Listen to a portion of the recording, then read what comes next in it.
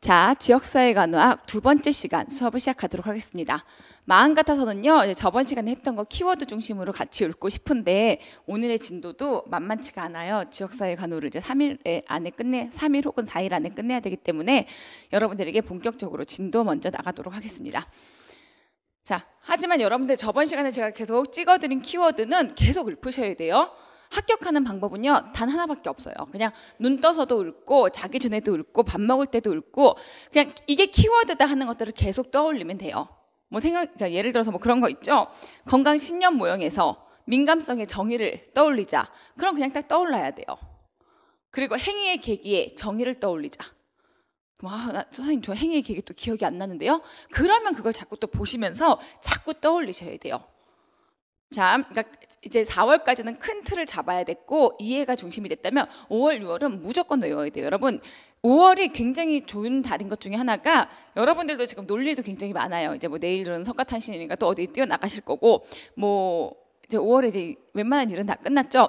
근데 어쨌든 5월은 날이 좋기 때문에 자꾸 어딜 간단 말이에요. 근데 그때 가더라도요 당연히 뭐 가는 것까지는 좋아요. 근데 어떻게 한다? 여러분들이 키워드 정리한 쪽지, 뭐 노트 이런 건 들고 다니시라고요. 정 아니면 사진이라도 찍어서 핸드폰에 넣어 다니시라고요. 그러면서 갈 때도 읊고 올 때도 읊고 밥 먹을 때도 읊고 이게 정말 한 2, 3개월만 계속 읊잖아요. 그래서 키워드 줄글 필요 없어요. 그냥 키워드 하나씩만 자꾸 떠올라도 그래도 여러분들은 남들보다 점수가 기본적으로 몇 점 이상은 높게 돼요.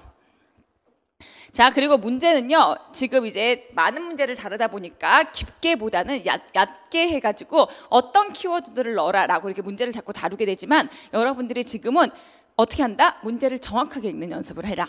지금부터 점점 이 문제가 지금 선생님 여러분 줄글로 다 답을 못 써요. 원하는 대로 답을 다 못 쓰지만 꼼꼼히 읽으면서 도대체 뭘 물어보는지, 그리고 내가 만약에 이게 시험지에 나왔다면 어떤 키워드들을 넣을 것인지 그런 연습을 자꾸 하시란 말이에요. 그래서 답안지 옆에 놔두시고 문제 풀 때 문제에서 물어보는 거, 그리고 내가 답에서 어떤 키워드들을 넣겠다 하는 것들을 한 번씩 적어보세요. 그러면 열의 9이 전부 다 이제 지금부터 실수하는 나를 발견하게 될 거예요. 문제를 정확하게 못 읽는다라든지 아니면 문제에서 물어보는 게 뭔지 모른다라든지 그런 건 어떻게 개선한다? 문제를 많이 풀어보면 돼요. 그래서 우리 시험은 별거 없어요. 그냥 전체적으로 다 이해하고 계속 반복해서 한 5회도까지 계속 반복해서 보면서 계속 눈 뜨고 암기하고 눈 뜨고 암기하고 그러면서 많은 문제를 좀 다뤄보고 진짜 시험 마지막에는 실전처럼 문제를 풀어보다가 최종적으로는 실수 안 하고 들어오는 거, 그러면 다 붙어요. 정말로 시간을 누가 더 투자하느냐 여기에 따라서 뭐 고득점이냐 저득점이냐 이런 차이는 있을 수 있어도 여러분들이 꼼꼼하게만 하시면 절대 떨어질 일은 없다. 이제 저도 몇 년간 데이터가 누적되고 이제 합격하신 선생님들이랑 계속 얘기를 하다 보니까 어느 정도 감이 오더라고요. 어떻게 하면 붙겠다.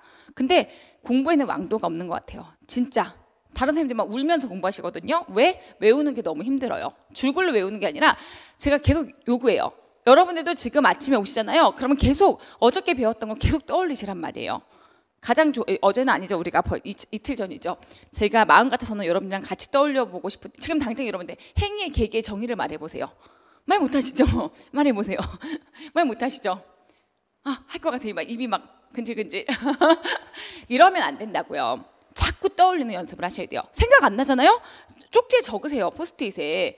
혹은 아니면 그 부분 사진을 찍으세요. 그리고 내일 뭐 가족끼리 식사하러 간다. 네, 한번 행위의 계기가 어디 있는지는 아세요? 어느 이론에 어디에 있는지는 아세요? 네? 그렇죠. 건강 신념 모형에 있죠. 이런 식으로 자꾸만 떠올리시란 말이에요. 그러면서 이제 가장 쉬운 거는 청킹을 떠올리는 거고, 지금 4월, 5월은 여러분 청킹만 외우면 안 돼요. 그 안에 있는 세부적인 내용이 떠올라야 돼요. 이제 어제도 한 분이 이제 공부 어떻게 될지 이제 모르겠다고 하셔서 통화를 했는데 결론은 다 똑같아요. 그냥 열심히 하고 지금부터 쉬는 시간을 나한테 허락하지 않고 쉬는 시간이라는 게 꼭 공부한다는 게 꼭 책상에 앉을 필요가 없어요. 여러분들 약속 다 가세요. 놀 거 다 놀아도 돼요. 하지만 뭐다? 계속 머리는 수험에 있어라. 그 자리에 가도 사람 기다리면 사람들이랑 얘기하다가도 내 머리는 약간 수험에 있어야 돼요. 노는데 막 올인하지 마시고 얘기 그냥 하다가도 나 그러면은 내가 저번 시간에 뭐 배웠지? 예를 들어 오늘 한다면 지역사회 간호 과정을 한번 읊어볼까? 혼자 읊는 거예요. 그냥 뭐 사람들한테 웅얼웅얼 할 필요 없이 우리에게 항상 모든 시간은 짜투리 시간은 다 똑같이 주어지거든요. 그 시간을 얼마나 많이 활용하느냐, 이게 당락을 결정한다. 자, 그러면 오늘의 수업 첫 번째 시간은요, 간호 과정이에요.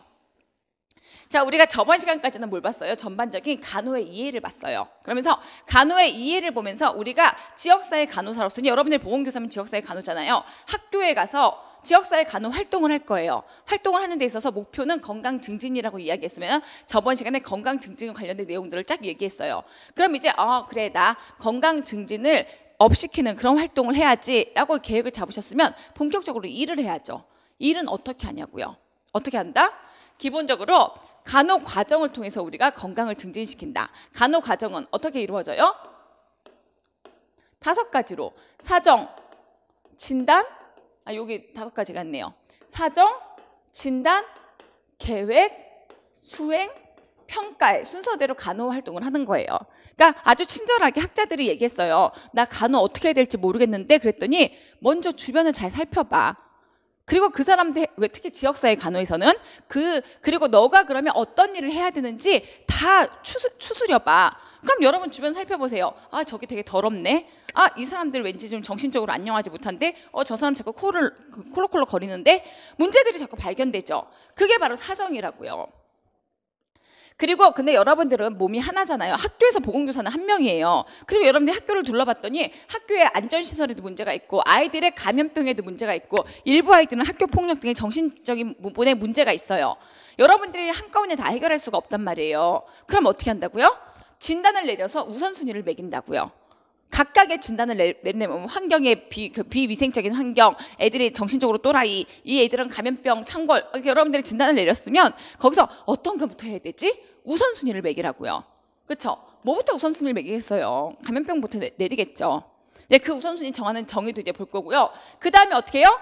우선순위가 나왔으면 그 다음에 어떻게 해요? 내가 무엇을 할지에 대해서 계획을 세우겠죠.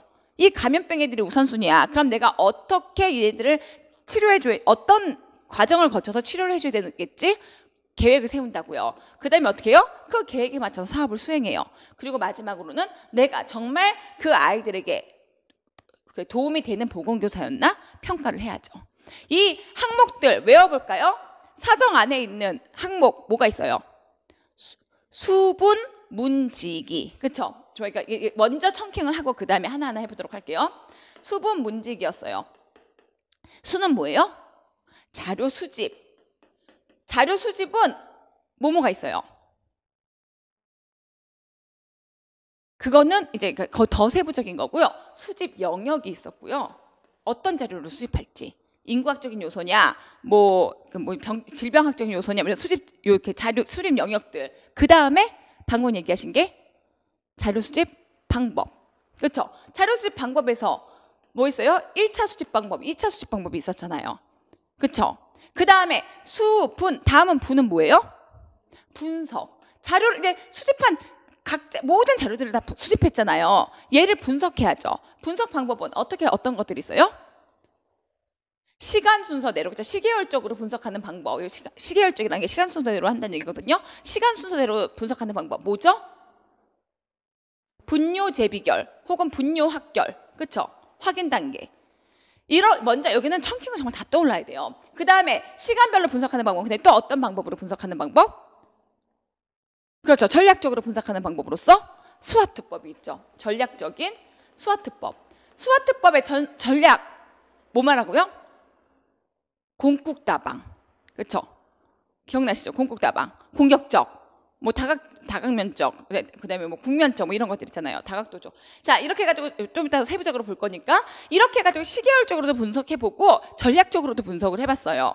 자, 이러면은 그 다음에 이렇게 하면 뭐가 돼요? 문제가 도출된다고. 이것들은 별로 중요하지 않으니까 문제가 도출되면 이 문제를 내가 해결해 줄 수 있는 거냐 없는 거냐? 거기에 대해서 뭘 봐요? 지침이나 그 다음에 기준을 확인해야 되는 거죠.